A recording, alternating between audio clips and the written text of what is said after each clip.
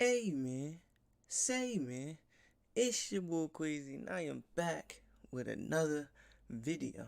Now listen, we're gonna be reacting to the real NBA YoungBoy story documentary. You know what I'm saying? I just want to get a little deep into his life. You know what I'm saying? Who he was before, who he is now. But enough of me talking. Let's just get into this video.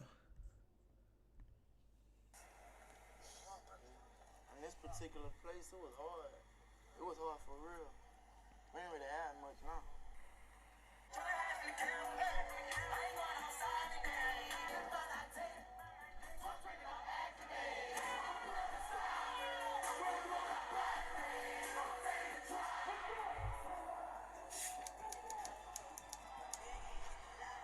NBA YoungBoy. Now I always wondering where NBA YoungBoy got his name from. You know what I'm saying? You know if you don't know his real name is Contrell Golden. You know what I'm saying? I always wonder where NBA YoungBoy got his name from, but I think I recently heard that he got NBA. You know what I'm saying?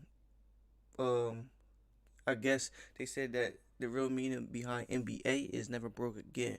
I always wondered that, but now I found out about that like a few days later. I mean, a few days ago. You feel me? So, yeah, you feel me? Contrell was born on October 20th, 1999 in Baton Rouge, Louisiana. Hey. Listen. Some of y'all don't know that me and Young Boy got the same birthday. You know what I'm saying? I thought I'd throw that out there.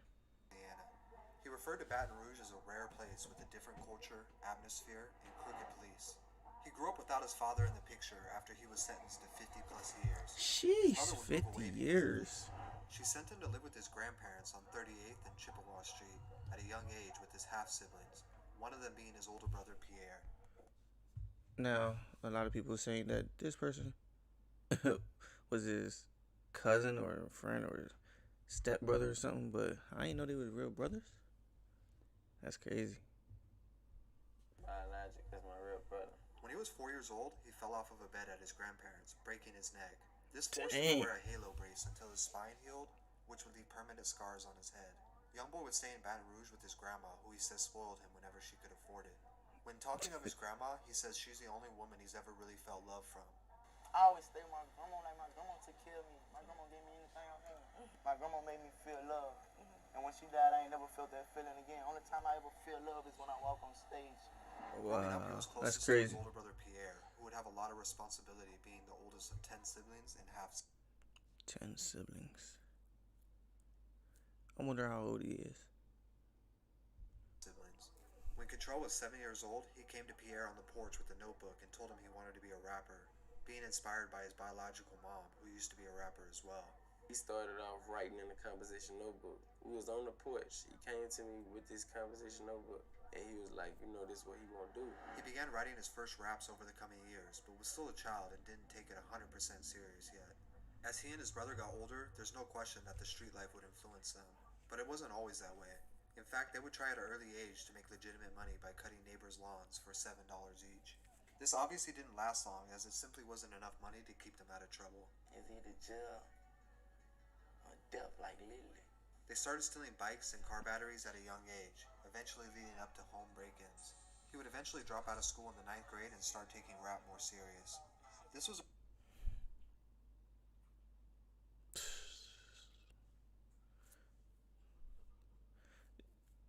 Siobhan, that's it. Siobhan, that, never mind. But that's crazy. I feel like he had a rough life growing up. Look at the court back there. It was around the time his grandmother would pass away from heart failure, leaving Control nowhere to go. Control would move in with his half-brother Pierre and Pierre's mother Monique, who would be like a second mom to him, even referring to her as mom. At 12 years old, Pierre and Control would be having a conversation about life when Pierre told him not to worry, we're never going to be broke again. This conversation would lead to the beginning. See? And that led to his name, NBA. Never broke again. That's tough. That's tough. Of the NBA slogan, starting with just the two of them and then expanding to his cousins and younger brothers as well. Monique, who saw the hard work they had been putting in, would fund their first official studio session and also help them buy a microphone from Walmart. Looking up to other Baton Rouge rappers like Lil Fat, Fredo Bang, and G Money, who was one of his first mentors, he started to craft his style. Wasting no time, YoungBoy put his first official song out on YouTube. Oh, wait, what did he say?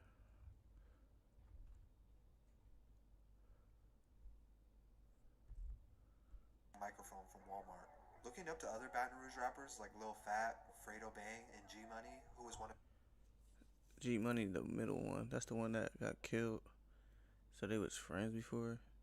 I'm guessing that's Fredo Bang on to the left. That was rapping before him, and YoungBoy career is. Never mind. one of his first mentors, he started to craft his style. Wasting no time, YoungBoy put his first official song out on YouTube titled For a Reason.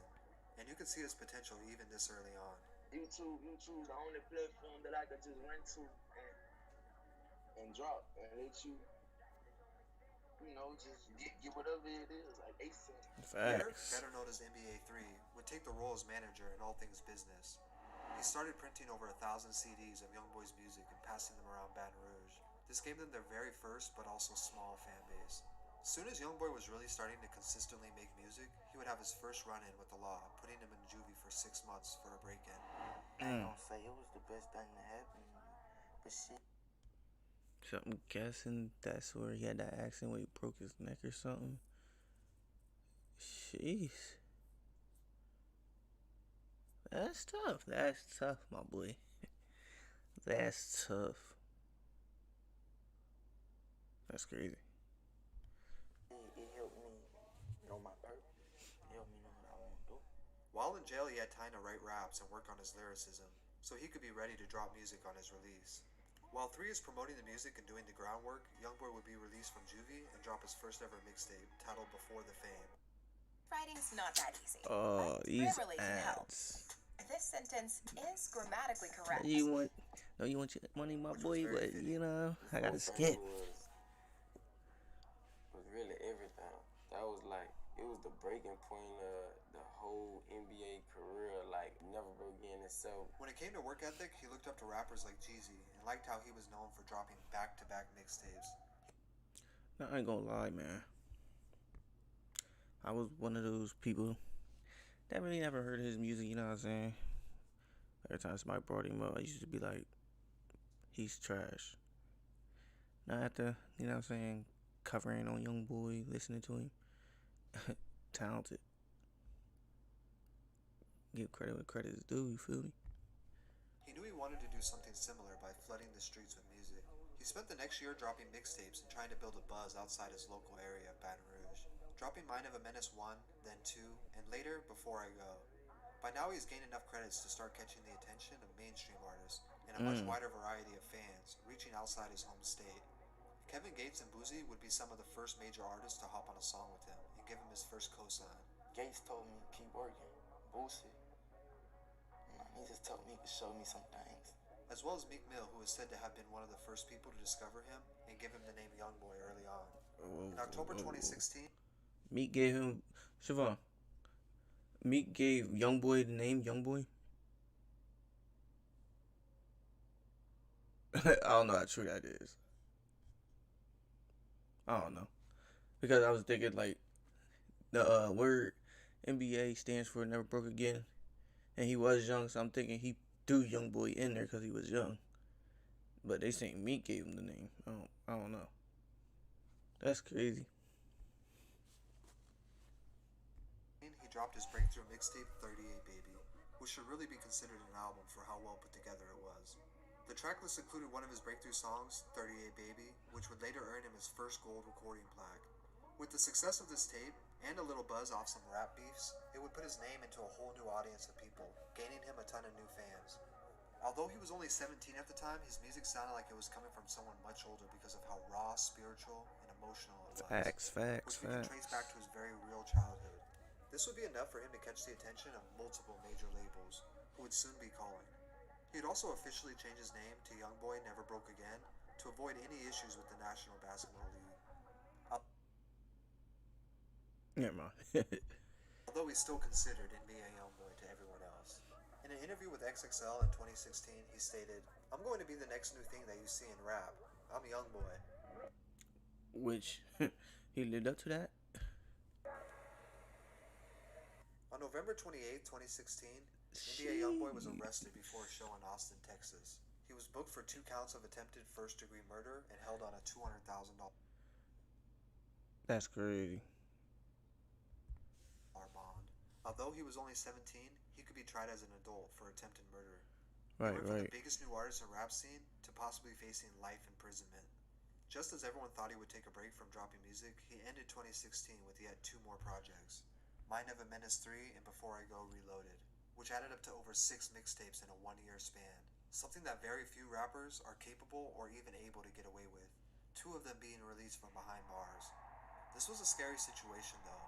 If YoungBoy was convicted, his career and everything he worked for could potentially end. He would be held until May of 2017 for when he faced his trial. Fortunately, he was released after taking a plea deal and immediately dropped his single Untouchable, which had a lot of messages hidden inside it. One of them saying, My boy got "Never lucky." jeopardize it again," where we can assume he was talking about his situation.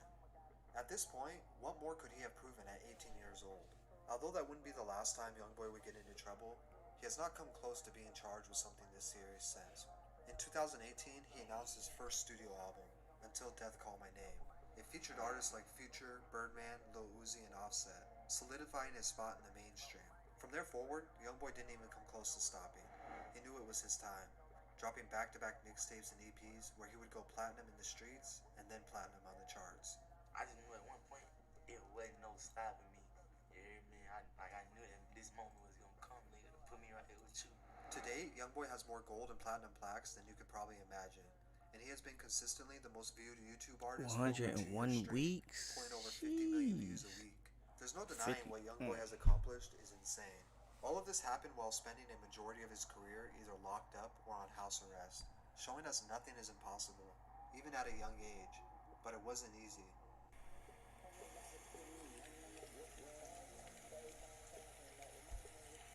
Well, I'm gonna just leave it at that. I'm gonna end it here. Y'all let me know what you guys think in the comment section below. Other words, I'm out.